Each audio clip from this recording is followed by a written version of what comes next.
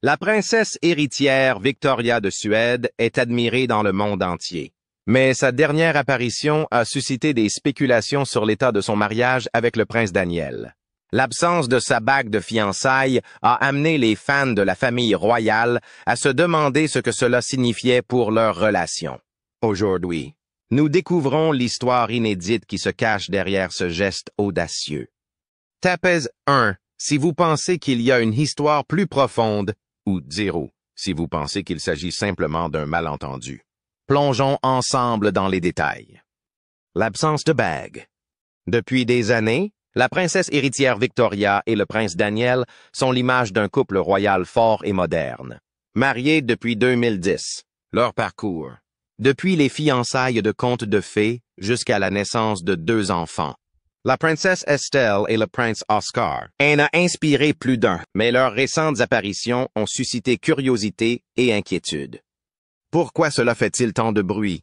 Les observateurs de la vie royale ont remarqué que la bague de fiançailles de Victoria était toujours présente, symbole de leur amour éternel. Naturellement, son absence a suscité des interrogations sur l'état de leur mariage. Serait-ce un signe de troubles au paradis? Ou y a-t-il une explication plus pratique? Revenons un instant en arrière. La superbe bague de fiançailles de Victoria, un solitaire en diamant, a été révélée pour la première fois au monde en 2009, lorsque les fiançailles du couple ont été annoncées. Depuis, elle fait partie intégrante de son image publique. Qu'est-ce qui a bien pu changer? Nous allons maintenant trouver la réponse. En décidant soudainement de retirer sa bague de fiançailles, qui témoignait de son amour pour le prince Daniel, qui a récemment fêté ses 51 ans. La princesse héritière Victoria, âgée de 47 ans, a attiré l'attention du public. Depuis leur mariage il y a 14 ans, Victoria portait au doigt cette exceptionnelle bague en platine ornée de 25 diamants. Pour des raisons inconnues à ce jour, Victoria a parfois pris la décision de s'abstenir temporairement de la porter, bien que son éclat et sa splendeur lui aient valu de nombreuses appréciations. L'absence soudaine de la bague que la princesse héritière était censée porter au doigt a fini par susciter une nouvelle fois la controverse. Alors que Victoria partait en vacances avec la famille royale sous le soleil du Brésil, de nombreuses personnes se demandaient pourquoi elle avait choisi de laisser sa bague à la maison. La reine Sylvia, qui vient de fêter ses 80 ans, et le prince Carl Philip Fornfangan, ainsi que sa famille, ont passé ensemble des vacances familiales mémorables. Le prince héritier et la princesse héritière étaient également présents lors de ce voyage. La reine ayant passé une grande partie de son enfance en Amérique du Sud, ce voyage dans cette région revêt une signification particulière pour elle. Bien que de nombreuses personnes s'interrogent sur les raisons de l'absence de l'anneau, les premières explications ont été données. Selon un article publié dans le Svensk Dam Magazine, la raison pour laquelle Victoria a choisi d'enlever sa bague peut se résumer à quelque chose de très simple. On lui a diagnostiqué une allergie de contact qui, selon plusieurs spécialistes, peut s'aggraver dans des environnements à la fois chauds et humides.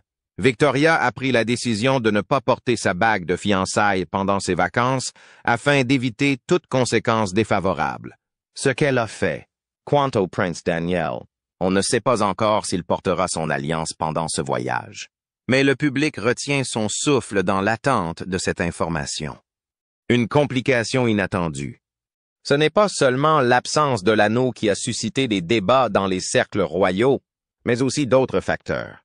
Lors de leur séjour au Brésil, la princesse héritière Victoria et le prince Daniel n'étaient pas préparés aux complications inattendues qu'ils ont rencontrées. Un projet qui devait porter sur l'achat d'une luxueuse propriété dans l'État de Bahia et qui avait déjà suscité un vif intérêt de la part d'investisseurs suédois, a brusquement été interrompu.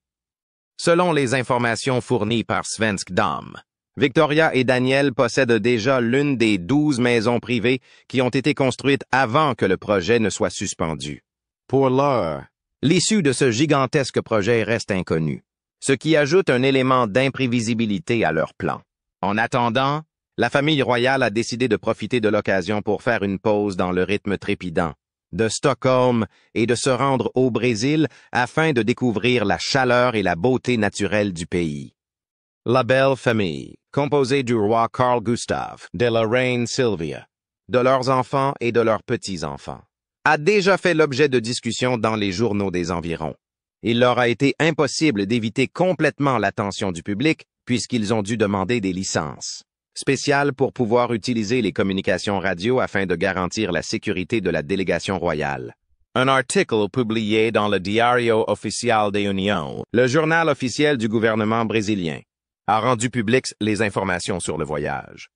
Les médias locaux ont indiqué que le groupe royal était arrivé à l'aéroport de Chor-Haidou à Algiers et s'était ensuite rendu à Ida-Care en hélicoptère, avec des températures avoisinant les 29 degrés. La partie sud du littoral de Bahia est une destination populaire pour les touristes en raison de ses plages tropicales. Ces plages offrent des conditions idéales pour des vacances avec des enfants. La princesse Estelle, âgée de 12 ans, et son petit frère, le prince Oscar, âgé de 8 ans, profitent de l'occasion pour jouer sur le sable et se rafraîchir dans l'eau. Les Prince Alexander, Gabriel et Julien s'amusent également beaucoup ensemble. En outre, le voyage comprendra une escale dans la région de São Paulo, qui se caractérise par un climat légèrement plus froid, ressemblant à l'environnement estival moyen de la Suède, avec des températures avoisinant les 20 degrés. Ce voyage est très important pour la reine Silvia, car elle retournera dans les régions où elle a passé sa jeunesse. Entre 4 et 14 ans, elle a vécu à São Paulo, dans une magnifique maison rose de style colonial, entourée de palmiers. Les souvenirs des années joyeuses qu'elle y a passées continuent de lui réchauffer le cœur, même si la maison en question n'existe plus. Silvia, qui n'était alors qu'une petite fille, passait souvent ses étés dans une ferme à la campagne, où elle passait du temps au milieu de la nature. En ce moment même, la reine est impatiente de montrer à ses petits-enfants les champs et les plantations qui se trouvent à cet endroit précis. Ils se rendent à la Fazenda Cafezal, une ferme où subsiste une maison construite il y a plus de 100 ans. C'est dans cette maison qu'est née et a grandi Alice Summerlat, la mère de la reine Silvia. De plus, la demeure, entourée d'orangeraies et de bosquets d'eucalyptus, restait un élément essentiel de l'histoire de la famille. Au cours de leur voyage, ils se rendront également à la Fazenda Santa São Domingo, l'endroit où Silvia, lorsqu'elle était plus jeune, passait ses vacances d'été en sautant dans de grandes granges remplies de grains de café. Aujourd'hui, les souvenirs sont une composante essentielle de sa vie, et ses petits-enfants peuvent visiter les lieux où elle a passé son enfance et jouer. La reine et toute sa famille continuent de tenir ces lieux en haute estime, malgré le fait que de nombreuses maisons plus anciennes ont été démolies. La famille royale poursuit ses vacances sur la côte tropicale de Bahia et, tandis que le public suédois s'interroge sur le mystère entourant la bague de ce, la princesse héritière Victoria et sur le destin de ses investissements au Brésil. La famille profite de moments qui s'inscrivent dans un nouveau chapitre de l'histoire de leur dynastie. Malgré les événements imprévus qui se sont produits, ces journées à la plage se sont transformées en une occasion de créer de nouveaux souvenirs qui pourront être partagés avec ceux qui vous sont chers. Ce voyage sur la côte tropicale de Bahia s'est transformé non seulement en vacances pour la famille royale, mais aussi en une occasion importante de renforcer les liens entre les membres de la famille. Malgré les imprévus et les difficultés potentielles, les relations familiales n'ont fait que se renforcer et le temps passé. Ensemble a permis à chacun de se remémorer des souvenirs frais et passionnants. Ces journées passées loin de l'agitation de la vie quotidienne ont permis à chaque membre de la famille non seulement de se détendre, mais aussi de mieux se comprendre, ce qui constituera sans aucun doute une base solide pour un avenir prospère. Ceux qui sont nés sur les côtes chaudes du Brésil porteront toujours dans leur cœur les souvenirs de leur naissance, qui continueront à être une source de bonheur et de motivation dans les années à venir. D'accord? Vous avez la réponse. Mais y croyez-vous? La princesse héritière Victoria et le prince Daniel ont toujours été considérés comme un couple royal modèle. Leur histoire d'amour, qui a débuté il y a plus de 10 ans, a captivé le cœur de millions de personnes. Le début d'un conte de fées. La princesse Victoria a finalement décidé de s'inscrire à Yale plutôt qu'à l'université suédoise d'Uppsala, où elle avait initialement l'intention d'étudier les sciences politiques. Cette décision a été prise entre 19 et 98, peu de temps après que Victoria se soit ouvertement opposée à un problème d'alimentation. Elle a choisi d'aller à Yale en partie parce qu'elle voulait éviter les projecteurs de l'attention publique. En 2001, la relation qu'elle entretenait avec son conjoint de longue date a pris fin. Le choix malheureux de la princesse Victoria de s'inscrire dans une salle de sport. Après son retour à Stockholm n'est qu'un exemple des nombreuses erreurs commises par les gens, en particulier après une séparation. En plus d'être son entraîneur personnel, Daniel Westling était le propriétaire de la salle de sport.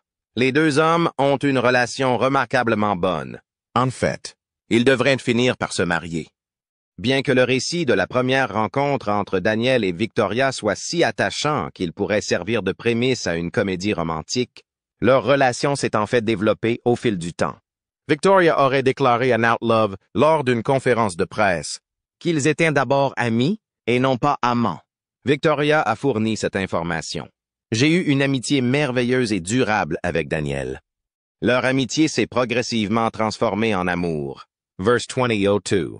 Des rumeurs ont circulé selon lesquelles Daniel et Victoria sortaient ensemble. Malgré les efforts du couple pour cacher leur relation, les médias n'ont pas cessé d'en parler. Un groupe de photographes a attendu que Victoria prenne une photo d'eux deux partageant un baiser lors d'une fête d'anniversaire à Stockholm.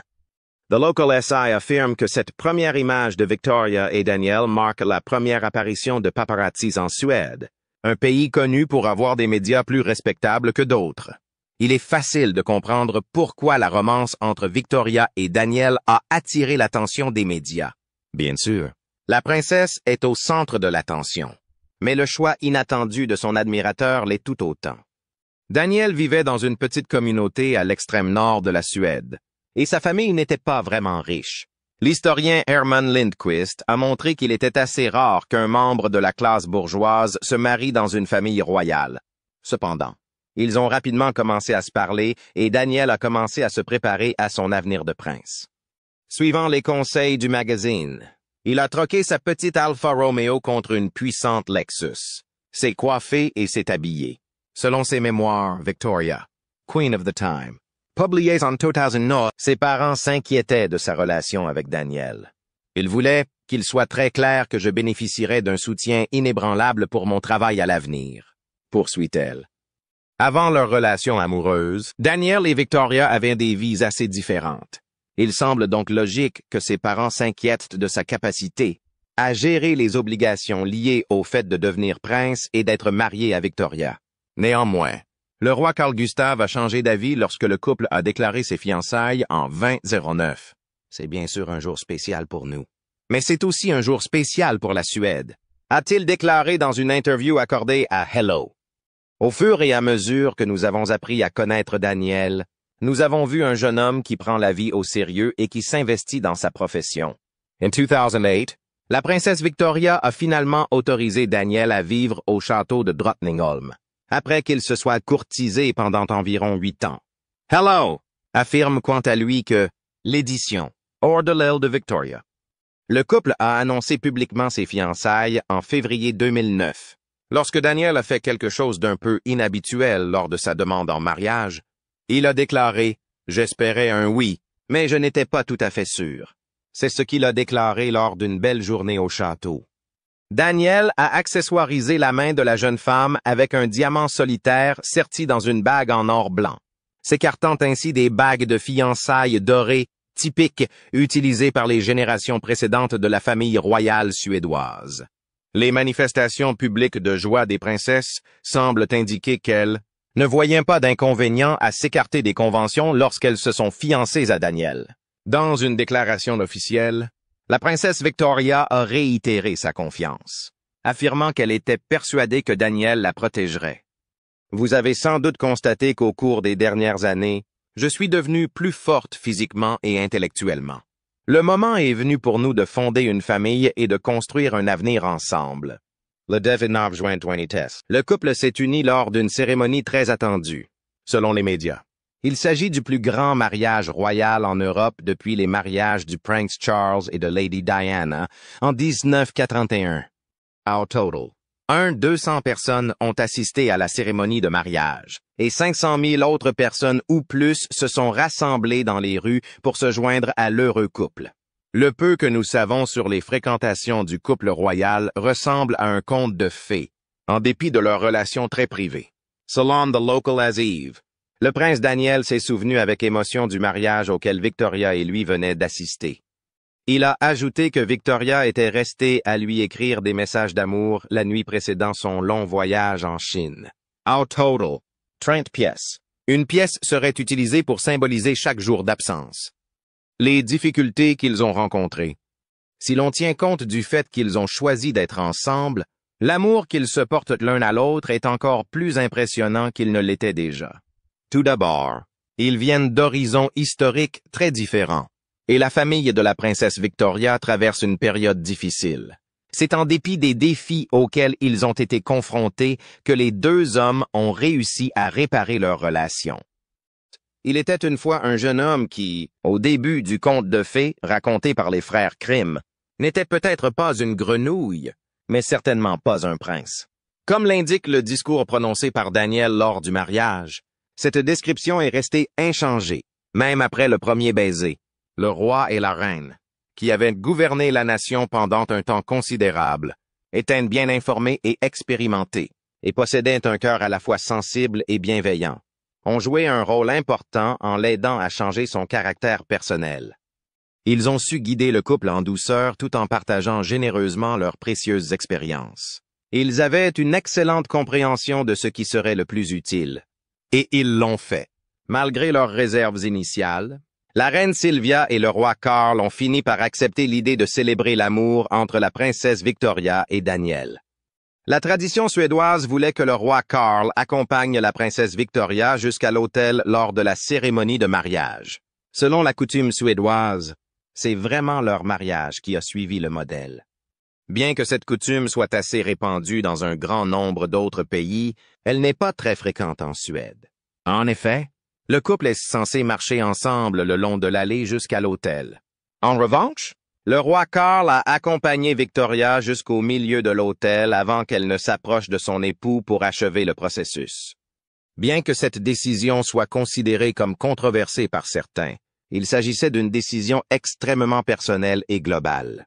C'est ainsi que le père de Victoria a voulu manifester son soutien au mariage, comme l'a déclaré le directeur des écoles de la région.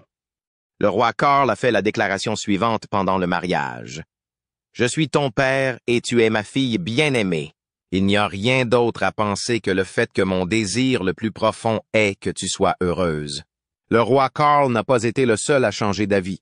Beaucoup d'autres l'ont fait aussi. Lors d'une interview télévisée, la reine Sylvia, mère de la reine Victoria, a exprimé sa confiance dans les qualités de son fils. Elle a également exprimé sa conviction que son fils réussira dans la vie. Assister la princesse sera incontestablement l'aboutissement de sa tâche. En racontant ses expériences, j'ai bon espoir qu'il pourra apporter une contribution significative au haut niveau du modernisme. La fille du prince Victoria, Estelle, est née le 23 février 2012. C'est une fille de la famille royale. Elle met au monde son fils Oscar le 2 mars 2016, soit 4 ans après l'avoir mis au monde. En réponse à la question de Victoria du journal suédois Aftonbladet, qui lui demandait si elle avait hâte d'avoir des jumeaux, Estelle a déclaré que la perspective d'acquérir un hamster l'intriguait davantage que celle d'avoir des jumeaux. Malgré le fait qu'Estelle ne s'attendait manifestement pas à avoir des jumeaux, il semble que le petit prince et la petite princesse s'entendent exceptionnellement bien l'un avec l'autre. Sur les nombreux clichés et posts Instagram qui immortalisent leurs activités, les enfants sont généralement souriants et semblent s'amuser comme des fous. Pour autant que l'on puisse en juger, Victoria et Daniel ont vécu des expériences similaires en tant que parents. Ils se répartissent les responsabilités et font de leur mieux pour offrir à leurs enfants une enfance typique. Dans l'interview qu'il a accordée à The Local SI, le prince Daniel a déclaré qu'il était nécessaire que vous connaissiez le fonctionnement du métro et du bus, ainsi que la bonne façon de faire la queue. En outre, il a exprimé son désir que ses enfants puissent connaître les mêmes possibilités que lui et son épouse, afin qu'ils se sentent en sécurité dans cet endroit. Conformément à sa déclaration, Nous voulons que nos enfants aient les mêmes possibilités que nous avons eues. Nous voulons qu'ils se sentent à l'aise dans le monde. Au cours de sa vie, la princesse Victoria a décrit sa fille comme étant extravertie, grégaire et curieuse. Continuez à avancer. La princesse héritière Victoria de Suède et son époux, le prince Daniel, continuent de captiver le public par leur dévouement aux devoirs royaux et à la vie de famille. Récemment, le couple royal a donné un aperçu de sa vie personnelle en publiant une photo de famille prise lors d'un séjour au ski. On y voit la princesse héritière Victoria, le prince Daniel et leurs 2 enfants, la princesse Estelle et le prince Oscar, tous vêtus de tenues d'hiver sur fond de neige.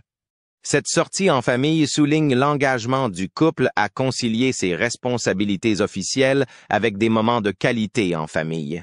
La princesse héritière Victoria et le prince Daniel sont connus pour leur participation active à des événements nationaux et internationaux, représentant la Suède avec grâce et dévouement.